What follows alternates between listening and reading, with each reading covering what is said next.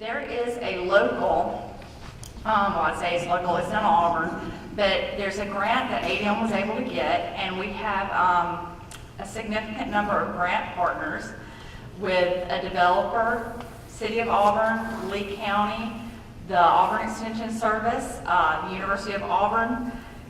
Different departments there are helping us out, ourselves and civil engineers that have been working together through this grant to show a case study comparison with a traditional low-impact development versus a low-impact development. And we could ask, okay, this is great, you have a grant, what are you going to do with it? Here's a list of all our different partners that are involved. The first thing that we're doing is team coordination. We meet pretty periodically to analyze how things are going, what stage we are, how the plans are going. We have already completed the design of a traditional development, and that's being costed out now. And then strategic site design for the second step is strategic site design for the low impact development. So some of the steps that we've taken in the low impact development example are to minimize disturbance, tree preservation. We are minimizing lot size, so we're working with, this area falls within the county right now, but it will most likely be annexed with it to the city after its completion. So we're working with both entities to make sure that this meets ordinances or how it conflicts with ordinances and what we can do to get variances for that, to show what works and what doesn't. So the lot size and the road widths are a lot of what we're going through with those two different municipalities. And then we're maximizing common green space. This is an image of the first phase of what a traditional land use plan for the site would be. And then this is a sketch of what the LID land use plan is. So we have a lot more open green space, smaller lots. We have trails throughout the site and open green spaces that are connected, and the significant buffers along the Sagahatchee Creek, which runs just to the southeast of this site. And since this is an endangered creek with its contamination and everything right now, the cleanup that they're trying to do, this is one of the reasons that we got the grant that we did for this location.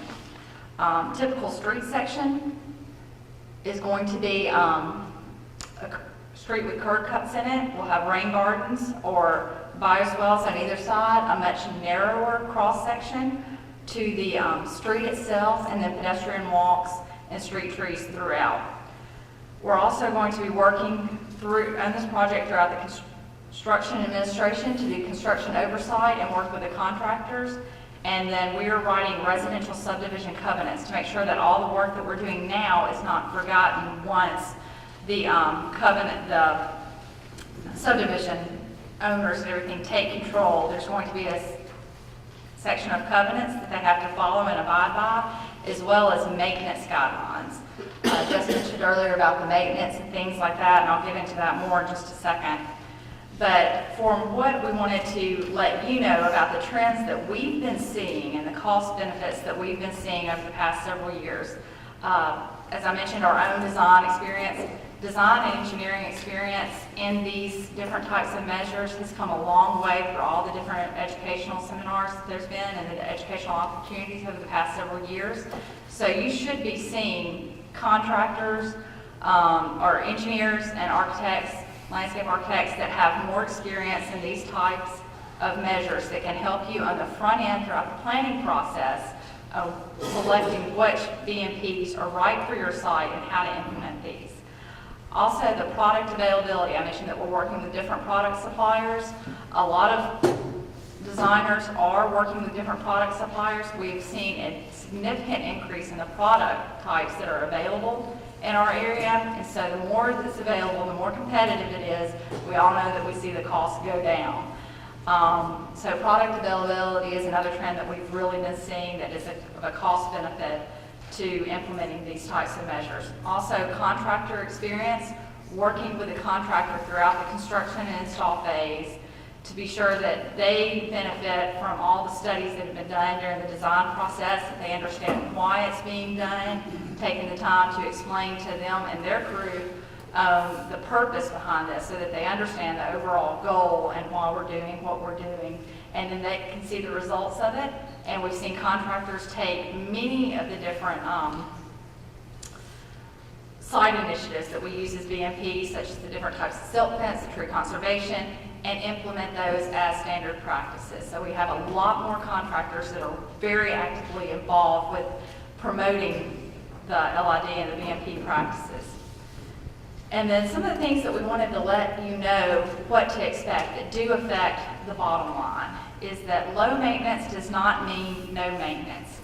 While we are seeing savings within the construction aspect, there's a portion of that savings that needs to be set aside and planned for with maintenance. Because if these elements are not maintained throughout the course of construction, whether they be construction-related BMPs or post-construction-related BMPs, they have to be maintained. And so the expectation should be there in the front end. And we have had some clients say, why are we already talking about maintenance? We haven't even designed the thing yet. It is something that they need to be aware of and they need to plan for. Expected maintenance practices, sediment removal, proper disposal of leaf litter and debris. This is why composting and mulching is one of the BMP practices that's recognized by the EPA, because that's just a smart practice. Replacement of dead vegetation.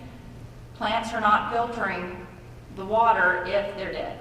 So if it's just taken out and not replaced, and these are living things. They do have a lifespan. If they die, you have to remove them and replace them with something else if you want that BMP to properly operate. And then proper operation of the irrigation system. Sometimes they're just ignored. We have our phone number is actually with the St. Vincent's 119 Health and Wellness Facility maintenance people at all times. They know that if there's standing water in a ice well, they don't just lower the drain. And they call us, and we've been called out there several times over the years. They were about to lower the drain and destroy the entire system of the bioretention when it was just a leaky drip line head. So replacement of the head, a $2.50 part, and you still have a working system. And so it's proper consultation with whoever's doing the maintenance after these BMPs are installed that keep these operational. As I mentioned before, maintenance guidelines and then education of maintenance supervisors is one of these things that needs to be put into practice. And also, as others I think today will talk about, the testing and monitoring. We have EPA requirements, ADL requirements, the MS4 permits, and local stormwater management agencies, authorities that are going to be requiring more testing for all of these post-construction measures. So those different types of practices need to be planned for. We're not saying that they're costly, it's just something that they need to plan for up front. And so these are one of the things that you're going to have to do as a municipality or as a developer, working with your clients to let them understand that these things are going to be required and they will have to adhere to them in the future, so letting them know that up front. And that is the end of my presentation, but I'll gladly take any questions that you have and answer anything that I can.